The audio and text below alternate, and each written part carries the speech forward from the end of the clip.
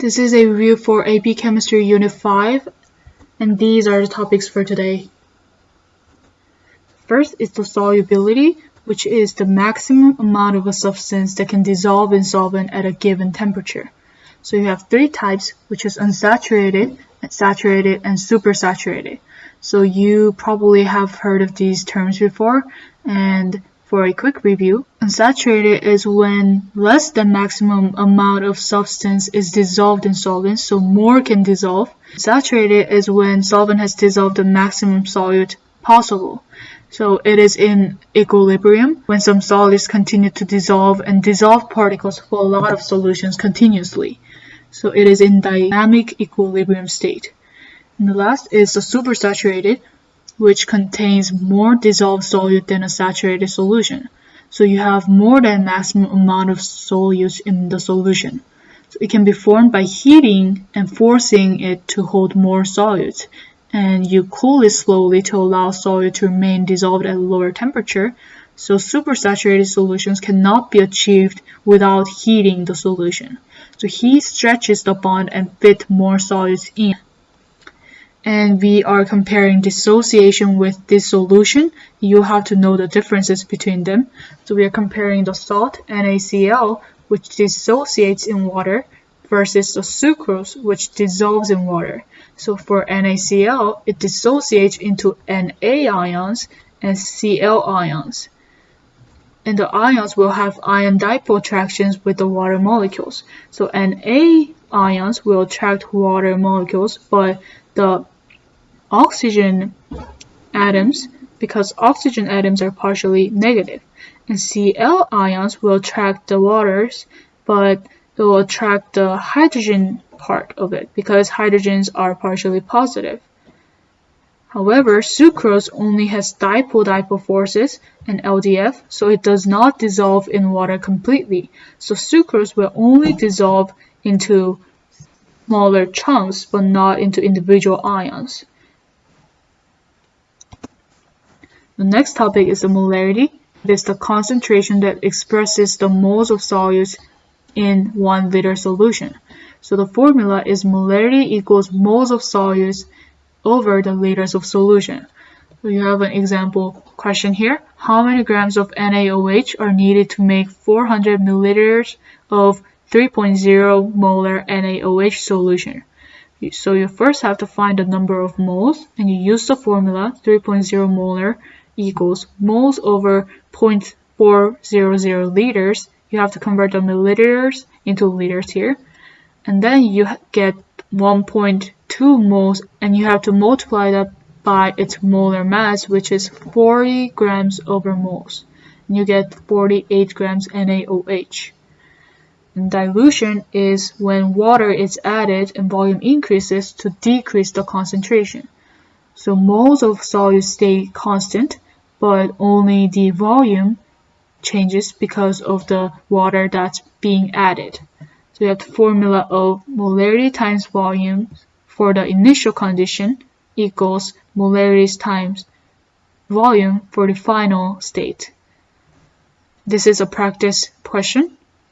It says 21.5 grams KCl is dissolved in water to make 0.60 liter solution. How many milliliter of this solution must be diluted to make 0.45 liter of 0.100 molar KCl? And you have to have two sigfigs for the answer. So the first thing you have to do is to find the number of moles for KCl. And you have the grams, so you can convert it by dividing the grams by its molar mass, which is 74.55 grams per mole. And then you get 0.29 moles KCl. The next thing you will do is to find the molarity of the solution by dividing the number of moles by the volume, which was 0.60 liters.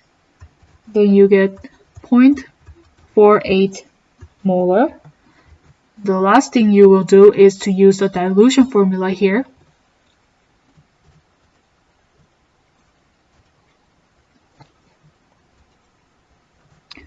So you have to do molarity times volume equals molarity times volume.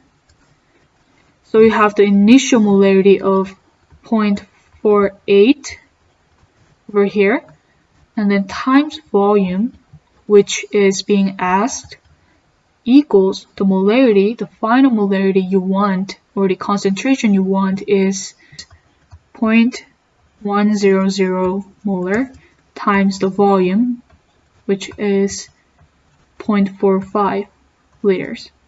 Then you simply do the calculation and you get the volume of 0.095266 liters.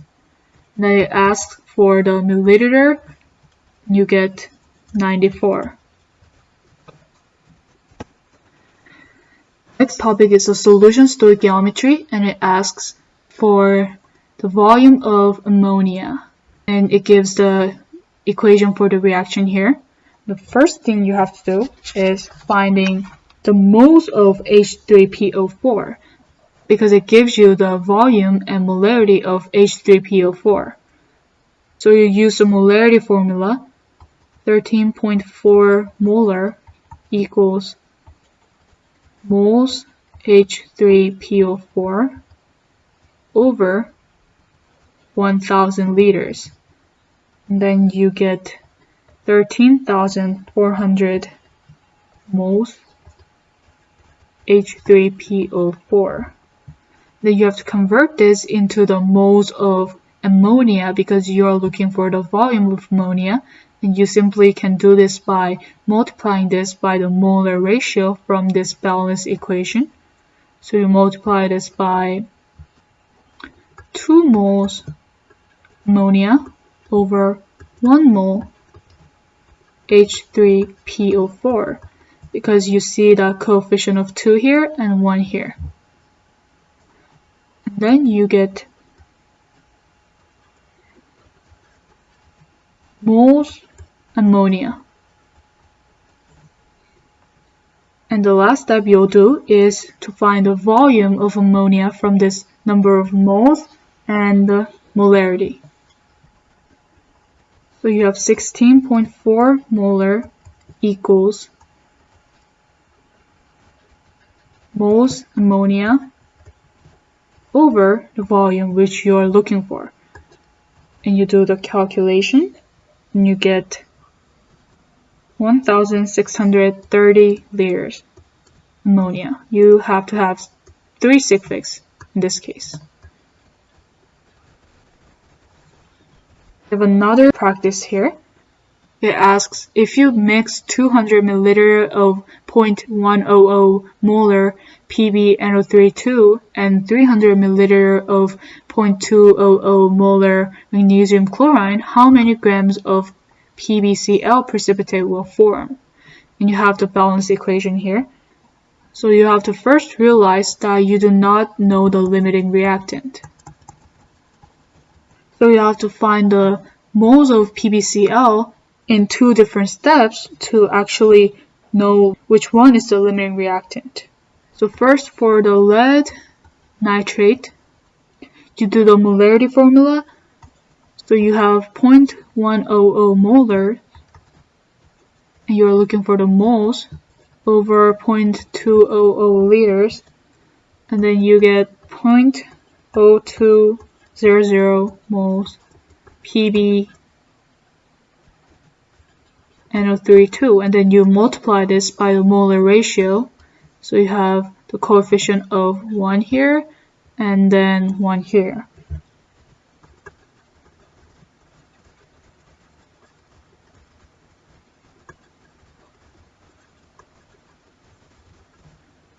Then you get 0.0200 mole PbCl. So you now know that if you use all the PbNO32, you will get 0.0200 moles PbCl at the end.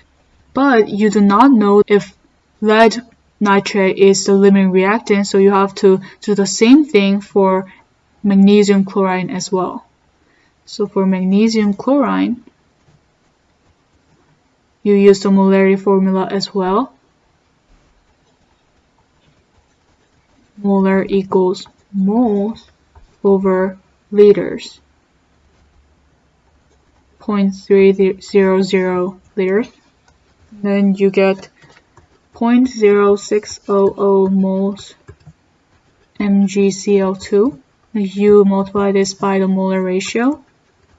1 mole PbCl to 1 mole MgCl2. This is 1-to-1 ratio, so the answer will not be different.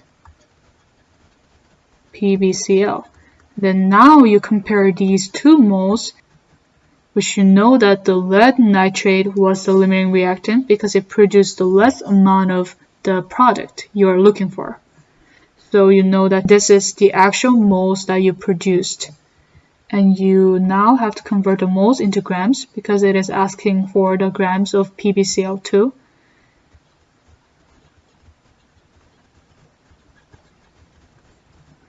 You multiply this by its molar mass, which is 278.10 grams per mole. And then you get 5.56 grams of PbCl2. You have three suffixes here,